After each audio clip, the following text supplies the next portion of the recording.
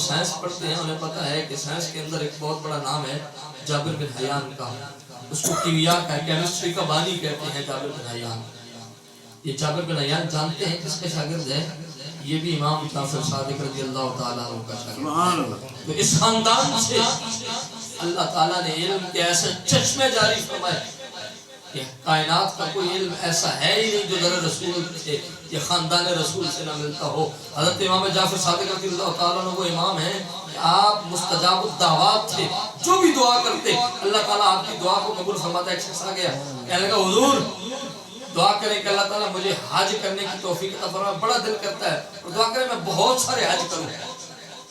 حضرت امام جعفر صادق نے ہاتھ اٹھائے، فرمایا جا اللہ تجھے 50 حج کروائے گا، 50 حج کروائے گا۔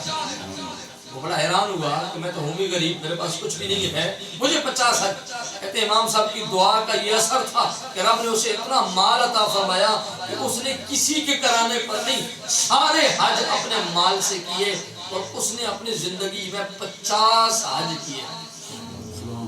امام صاحب نے فرمایا تھا نا چونکہ اللہ تعالیٰ 50 حج کروائے گا، اس نے 50 حج کیے، اور جب 50 کے بعد حج کرنے کے لیے تشریف لے کر جانے لگا تو رستے میں اس کی موت ہو گئی۔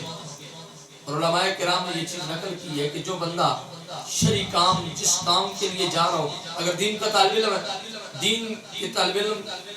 دین کا علم حاصل کرتے کرتے مر گیا تو قبر کے اندر اس کے فرشتے اس کے دین کی تکمیل کروائیں گے۔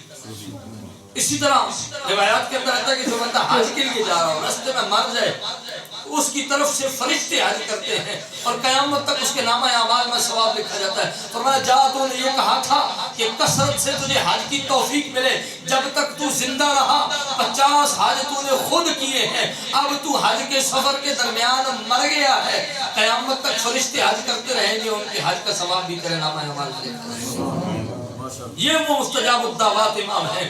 حضرت امام جعفر صادق آپ سفر کے دوران تھے، ایک عورت بیٹھی رو رہی تھی، کسی سے پوچھا یہ کیوں رو رہی ہے؟ کہنے لگا اس کی گائے مر گئی ہے۔ اس کا سارا احساسہ یہ تھا، غریب عورت تھی، اس کی روزی روٹی کا سارا سبب یہ تھی، یہ مر گئی ہے۔ امام اعظم ابو حنیفہ کی یہ استاد حضرت امام جعفر صادق آپ نے فرمایا عورت گائے چاہیے یا کچھ اور بھی چاہیے؟ سبحان اللہ۔ وہ سادی تھی، وہ کہنے لگی آپ مجھ سے مذاق کرتے ہیں، ایک تو میری گائے مر گئی ہے اور مری ہوئی چیزیں دوبارہ زندہ نہیں ہوتی۔ وہ پہچانتی نہیں تھی، جانتی نہیں تھی کہ آنے والا کون آیا ہے۔ حضرت امام جعفر صادق رضی اللہ تعالیٰ عنہ آپ نے دیکھ کر فرمایا کہ میں اگر تو چاہتی ہے کہ تیری گائے زندہ ہو تو لو پھر ہم رب کی بارگاہ میں دعا کر کے اللہ تعالیٰ تیری گائے کو زندہ فرمائے۔ حضرت امام اعظم ابو حنیفہ کے یہ استاد حضرت امام جعفر صادق آپ نے دعا فرمائی، اللہ تعالیٰ نے آپ کی دعا کی برکت سے اس گائے کو زندہ فرما دیا۔ یہ کہہ سکتے ہیں کہ یہ کیسے زندہ ہو سکتی ہے؟ قرآن مجید کے اندر سورہ بقرہ ہے، سورہ بقرہ کے اندر بنی اسرائیل کے ایک شخص کا واقعہ موجود ہے اور وہاں گائے کا واقعہ موجود ہے۔ وہ ایک شخص مر گیا، فرمایا کہ اس گائے کو ذبح کرو، اس گائے کی گوشت کا ٹکڑا لگاؤ، اللہ تعالیٰ اس کو زندہ کر دے گا۔ اگر گائے کے گوشت کا ٹکڑا لگانے سے کوئی مردہ زندہ ہو سکتا ہے تو پھر حضرت امام جعفر صادق اگر ہاتھ اٹھا دے دعا کے لیے تو کیا مردہ زندہ نہیں ہو سکتا؟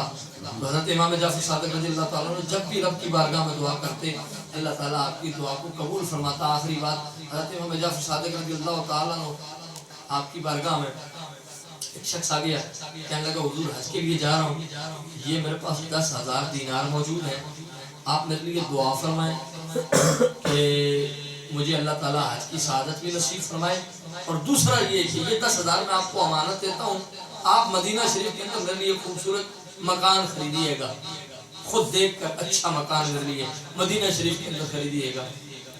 آپ نے وہ جب چلا گیا تو 10,000 دینار صدقہ کر دی۔ جب وہ واپس آیا کہنے لگے حضور میں نے آپ کو ایک کام کہا تھا، آپ نے فرمایا میں نے تیرے لیے جنت میں مکان خریدا ہے، سبحان اللہ، اور تیرے لیے جنت میں نے ایسا مکان خریدا ہے کہ جس کی ایک دیوار وہ حضور کے محل کے ساتھ جڑی ہوئی ہے، سبحان اللہ، جس مکان کی دوسری دیوار حضرت امام حسین کے محل کے ساتھ جڑی ہوئی ہے، اور جس محل کی تیسری دیوار حضرت امام حسن کے محل کے ساتھ جڑی ہوئی ہے، اور جس مکان کا دروازہ مولا علی کے محل کے سامنے ہے، میں نے تیرے لیے وہ مکان خریدا ہے۔ وہ شخص کہنے لگا کہ یہ آپ مجھے لکھ کر اگر دے دیں۔ کسی کے ذہن میں آ سکتا ہے یہ کیسے ہو سکتا ہے؟